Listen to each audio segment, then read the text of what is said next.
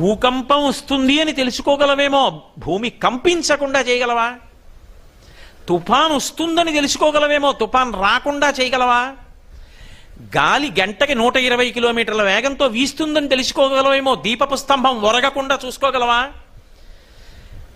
విపరీతమైనటువంటి వర్షం కుండపోతగా కురుస్తుందని తెలుసుకోగలవేమో, వాన కుండపోతగా కురవకుండా ఆపగలవా?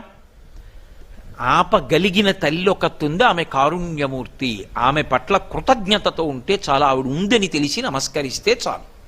అందుకు ఈ దేశంలో అమ్మవారిని ఆరాధించడం వచ్చింది. అది అలా చేస్తే ఉంటుందా? అది మూర్ఖత్వం కాదు, అది ఋషివాక్యం. ఉన్నదటువంటి ఆదిశక్తి ఒకరు. కాబట్టి ఇప్పుడు సమస్త భోగములు ఇందులో ఉన్నాయి. బతుకు నుండి ఐశ్వర్యము నిలబడ్డం వరకు ఈమె యందే ఉన్నాయి. శర్వాణి భూమిలో ఉన్నాయి. అందుకని ఆమె వసుమతి, వసుంధర, సమస్త